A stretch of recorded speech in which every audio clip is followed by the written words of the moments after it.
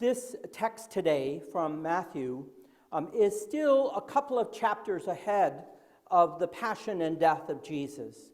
But it's clear that as Jesus is preaching and teaching in Jerusalem, that the concern already amongst his followers is what's going to happen once he leaves. They already have a clue that he's not going to be with them very much longer. And so what's going to happen, or what's to come? There wasn't a strong belief in Judaism of the day of this great judgment scene that apparently this represents in Matthew's gospel. But there was some sense that at a certain point in time, there would be some kind of judgment, let's say.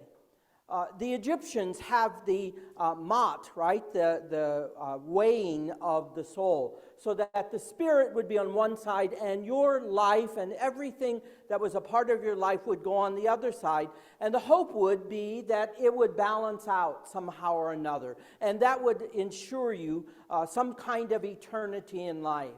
It's interesting, in going to Egypt, all of the pictures of the pharaohs and all of the pictures was meant for the pharaohs that in the afterlife they could recognize themselves, and that would ensure their future life.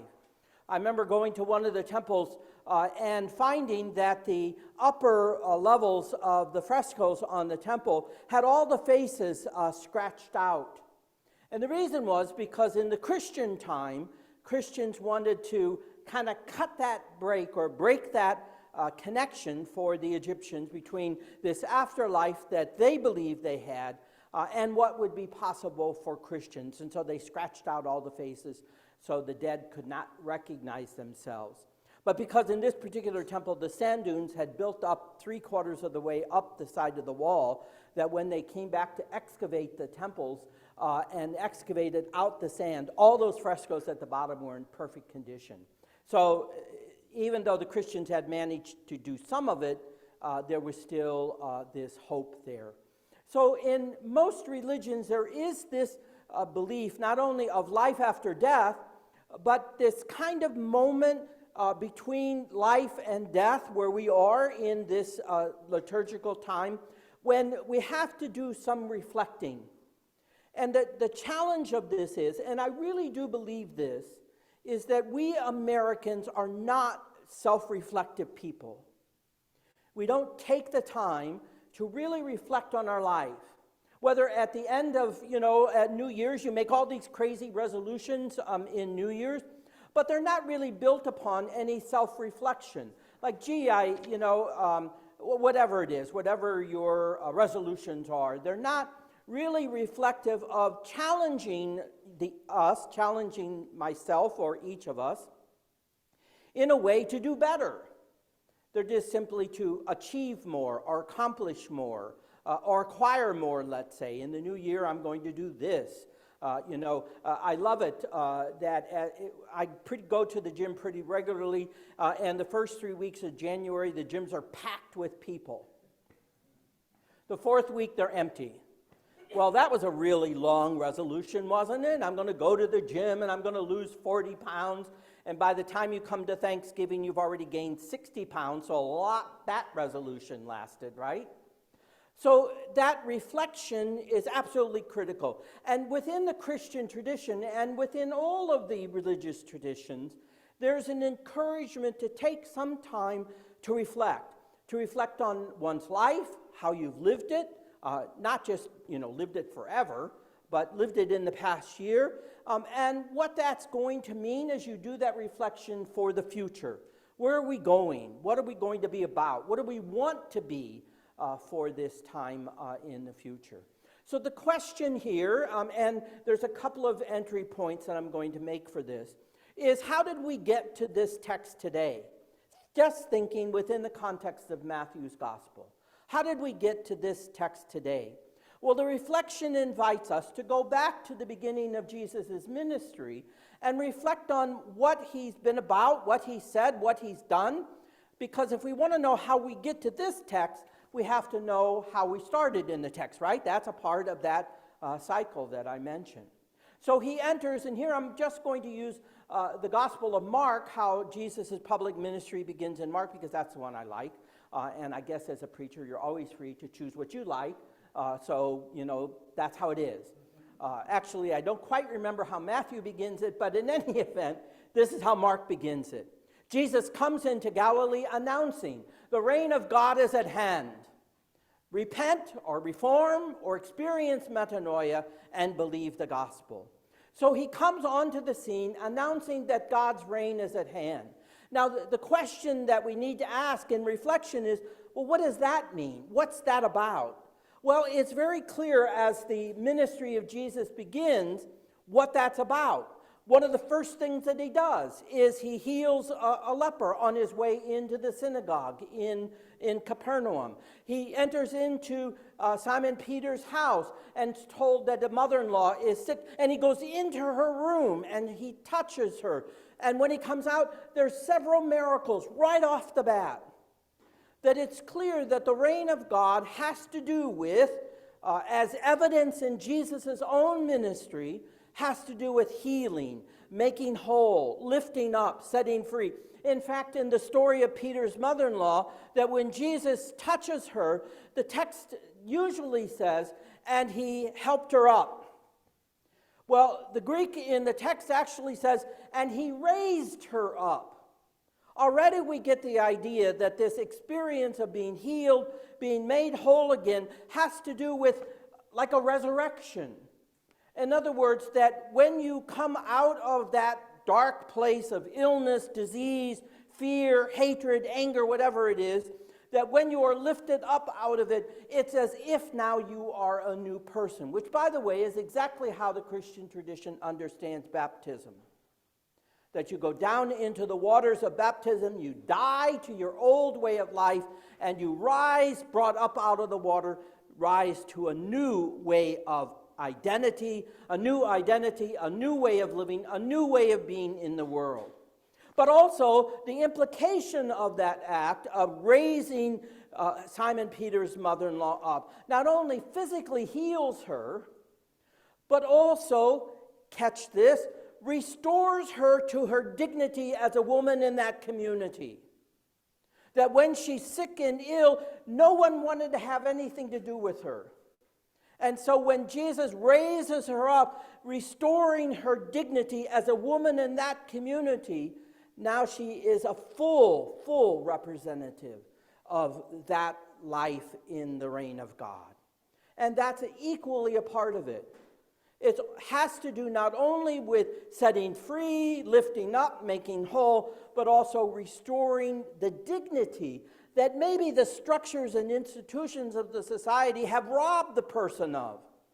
Every leper that Jesus touched was excluded and marginated and untouchable, if you will. And when they are free of their leprosy, they are reintegrated into the community as full members of that community, with the full stature of their human dignity. That's what the reign of God is about. That it's about not just a personal healing, but a restoring to the dignity that one has always had because they are made in the divine image and likeness, but the full dignity that now is celebrated in the life of the community, that's how it works. There were many parables, and Pat does such a great job with the children of explaining the parables and giving them insights and giving them different ways to look at it. That the reign of God is like that tiny seed. The farmer throws it, scatters it, reaches out as far as he can, hoping for the best. And what he gets back is beyond his imagining. Every experience a surprise. Every moment when you are caught off guard and taken off guard because something happens that you didn't expect or never wanted to expect. That every surprise, meaning every surprise in our life, becomes an experience of the reign of God. Every small seed that you just, the smallest of the small, where nothing is expected of it, that when it produces such great branches that the birds of the air rest in the bush, that every moment when that small thing becomes so great that, again, it just takes you by surprise. Every experience of that. I think of all the stories that you tell of Ian, the last one that you told of him, where you believed in him, but he didn't necessarily believe in himself, right? That it catches you that the small little thing that you see that he can't see begins the moment of transformation. Transformation, wow. I think back to it, that I was always the smallest in the class. And thank God I had teachers in my life that told me, you can do this, you can do this, you can do this, even when I didn't believe that I could do it. And there it is, that every time that we now say to someone, you can do this, you have it in you, even if they don't believe it, that's an experience of the reign of God. And there were many, all those parables are about the reign of God in some form or fashion. Why? Because you see, there isn't just one way of understanding the reign of God. There are many ways to understand the reign of God. There are many ways to encounter the reign of God. There are many opportunities. There are not just a few. And you see, this also is a characteristic of the reign of God, that is always about abundance. Remember that scene on the hillside where Jesus says, well, let's feed all these thousands of people, and the disciples go, they're just back in that old story, playing those old tapes. Oh, we don't have enough food. Well, what do you mean you don't have enough? How much you got? Oh, 5 loaves and 2 fishes. And what happens? Thousands are fed. And what happens? There's even some left over. That the reign of God is never about scarcity. It is always about abundance. There is never just a little to go around. There's always more than we could ever imagine. And more for us to be able to share with others. That this isn't just for us, it is for everyone. So that the reign of God, again in that characteristic, says it is, you see the tapes that we play in our heads that says it's just a little. Just as scarcity. I think back to my grandparents' generation and my parents' generation, those in their 90s. What did they live through in their life? The Depression. What was that about? Oh, there isn't enough. How is it, and this is a little bit different, how is it that in our country right now, there's been a 30% increase, that's what's the news this morning, a 30% increase in the number of people who are impoverished. There isn't enough food. And the reason they say is because of inflation. Because one lady, she was so funny, she said, you know, I used to be able to buy a head of cauliflower for $1, and now it costs me $2. Well, maybe you need to find a different vegetable to buy then. I don't know. But you see what happened. How is it that when we have so much, that there's been a 30% increase in hunger in this country?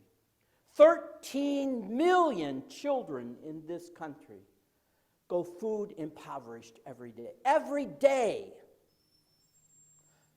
The reign of God is about extravagance and generosity and superabundance. Well, what stops that from happening? Well, it's clear as the story of Jesus goes on, it's the doubters in the group. Oh, this isn't possible. It's the ones who live in fear. It's the ones who live in anger. It's the ones who are so invested in the structures and institutions of hate and violence. They're the barriers to this reign of God from truly happening. Well, how does that work? How did some in this story today end up on the goat side? And this is one of the troubling parts of this story, is that if God's love is generous and everybody's included, how does some not end up in the blessed side? That judgment, and you see the reflection has to be at that point, well, how did I get to that side? Well, it's because the people that you encountered that were in need, you ignored. The people that were hungry, you said, I don't have enough to share with you. The people that were naked, no, I need my clothes. You see, so that the people who end up on the other side are people who had all the opportunities of the reign of God before them, and they didn't choose it. they didn't decide to embrace it and rather think of themselves more than others. How did we get to this story today? It's obvious from the narrative of Jesus, not only in Matthew's gospel, where remember part of Matthew's gospel that the question has always been is how do we be followers of Jesus and still hold on to the traditions of our Jewish faith? So that within Matthew's community, there is this struggle, like how are we move forward? How are we going to go forward? Are we going to hold on to the traditions to the extent that it won't let us be open to embracing the vision of Jesus? Or are we going to embrace the vision of Jesus and carry along with it the things that are good about our tradition? That's Matthew's gospel. Luke's gospel is the other side. How can we embrace those who are not Gentile? How do we welcome them into our community? You see that the followers of Jesus were struggling with the same kinds of questions that we struggle with. How do we include rather than exclude? How do we welcome extravagantly instead of just a little bit? So how do we get to where we are today in this text? We got there through the ministry, through the life, through the witness, through the example of Jesus. Well, what is that supposed to mean? Well, if the vision is the reign of God, then what it means is that first of all, we have to embrace what the vision of the reign of God is about. Then we have to make sure that we follow the example of Jesus. And I have to say that it doesn't just mean feeding the hungry. It doesn't just mean clothing the naked. It doesn't just mean visiting the sick. For us today, it means that we ask the serious questions as to why these things happen and exist. Why are there hungry people in a country like ours that has so much in abundance? Why? Well, it's not just to ask the question, why? Well, what are we going to do about it? Nothing? Why are there people, when our closets are full of clothes, why are there people who don't have enough clothes? Why? Well, what are we going to do about it? Why are there people still being oppressed for who they are and what they believe and what they're about? Why is that the way it is? It's so disturbing to read stories that say that the whole world is swinging to the right, mostly based on a hatred for immigrants and refugees and people who are different. They're tired of giving everything away to the poor, to the needy, and I have to say, what the heck is going on? This is Christian country, supposedly. It's because I think we'd rather be goats than sheep. Because it's comfortable, it's easy, it's familiar. Why not keep doing the way we've always done it? And you see, the reflection at that point has to be, so does it matter in our lives, in our communal life, in our world today, does it matter that when it comes, push comes to shove, that we'd rather, instead of pushing or shoving, rather stand to welcome and embrace and be open and to recognize that the divine presence is in each and every single person.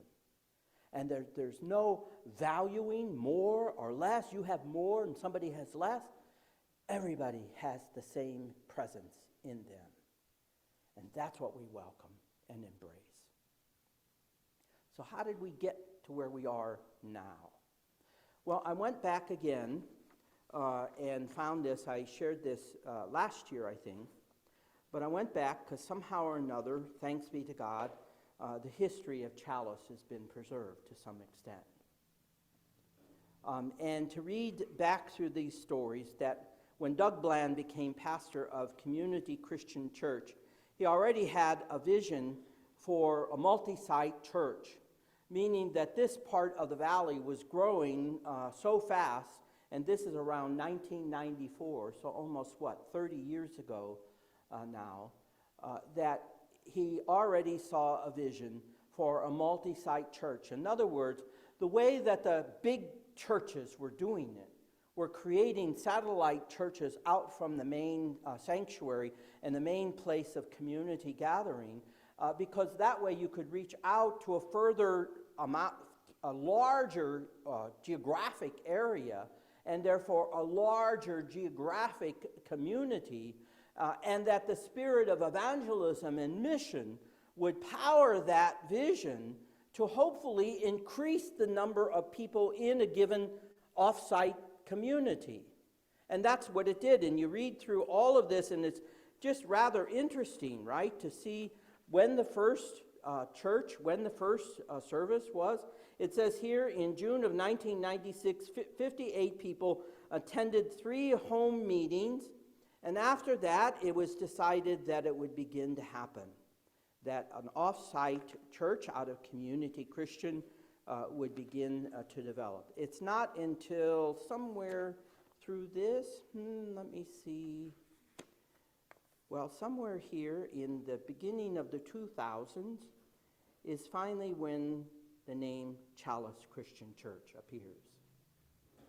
Because it was now realized that while Linda Miller and Doug Bland were sharing pastoring of the 2 communities, that maybe it was time to separate.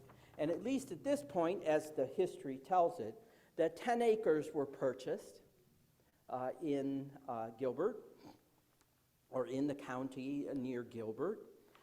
And while that got pared down a little bit, I believe, at that point, that the church now had a geographic location to center itself in, and pretty soon, over the rest of the year, 66 people were charter members of Chalice.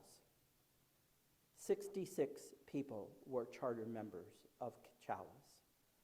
And the remaining charter members, James and Pat, David, Bill Carter,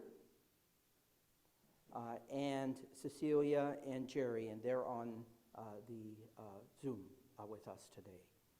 Those are the remaining charter members. Not to push it, but you have to ask the question, what happened to the rest of them? Well, people move away, people die. People, for whatever reason, get ticked off at the pastor because of something the pastor says and stop coming. Or whatever reason, it just is too much of a burden to get themselves ready at 8 o'clock in the morning and to get themselves to church. And lots of other things interfere and disrupt the plan. And so pretty soon people, after 1 or 2 or 3 or 4 Sundays of not going, it's nice not to have to get out of bed in the morning and get yourself ready. And you can stay in your pajamas and have your coffee and watch the morning news. It's nice to do that, isn't it? And that seems to be, as the Pew Research suggests, is that now 30% of Americans have disconnected from organized religion for a variety of kinds of reasons. I say that because how did we get to where we are? The history of Chalice is there. But in reflecting upon that history, it's not to say, wow, in a nostalgic way, gee, that really is a shame that we only have, today we have quite a number of people, but in general, our worship services on Sunday have been, 10, 15 people, mostly? That's a great small church community, but how do you sustain life in the future going forward? Not that the question of sustaining a church is super important, but again, does it become navel-gazing with just the few? Or does it just be, we'll drop some food off for iHelp and that's all that it involves? Is it anything more than that? Can it be anything more than that? Will it be anything more than that?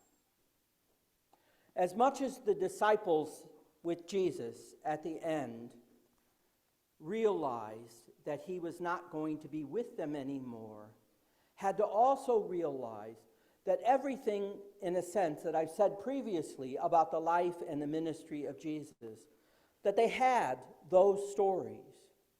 They had those stories to hold on to in such a way that you don't just retell the story and say, that's wonderful, but you retell the story so as to engage yourself in what the original vision was, so that with the energy and the power of that original vision, you can now go and establish new stories, and you can tell new ways of doing it, and be challenged to accomplish even greater things than what the past. Remember how that scripture text goes, right?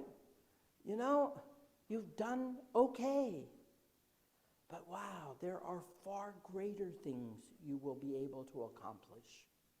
Far greater things than you can't even begin to imagine now.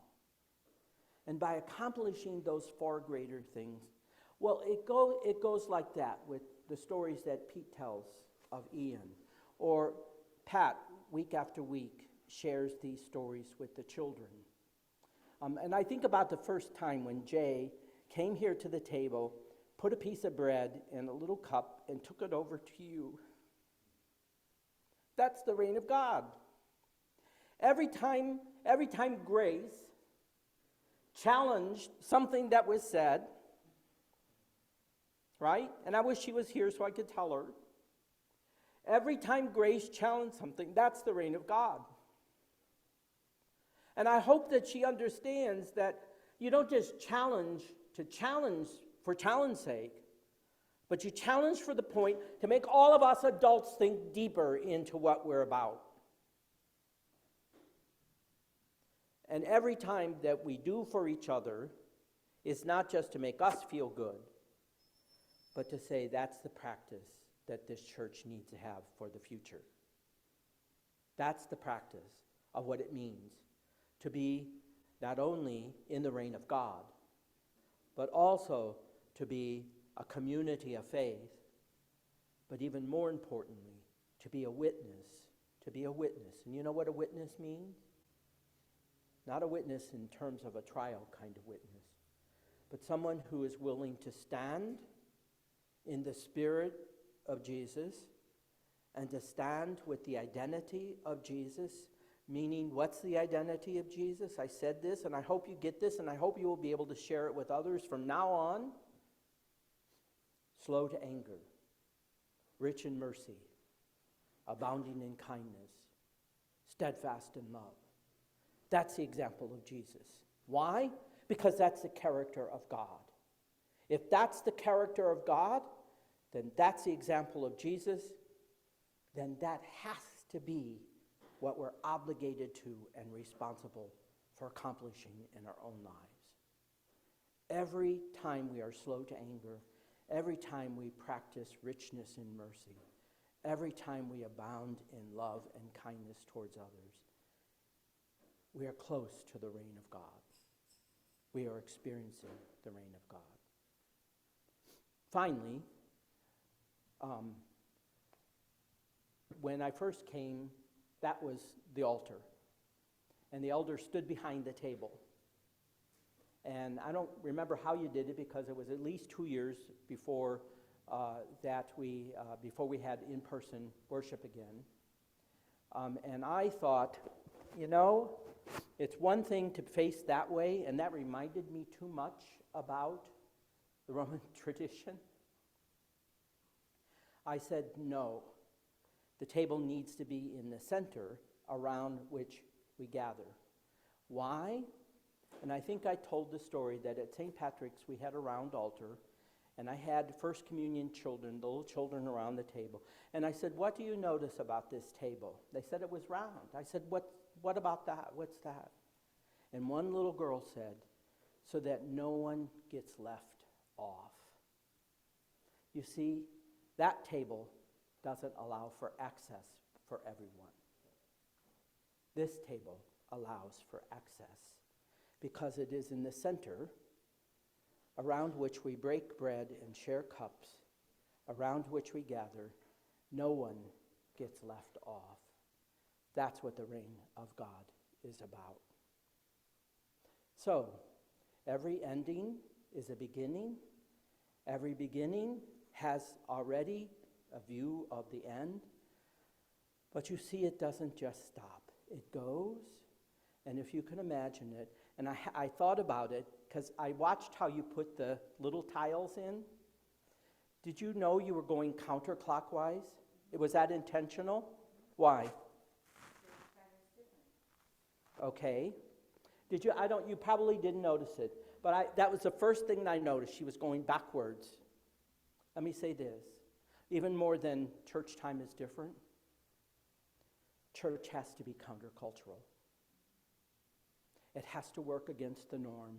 It has to work against a narrative that is embedded and nourished by hate and anger and violence.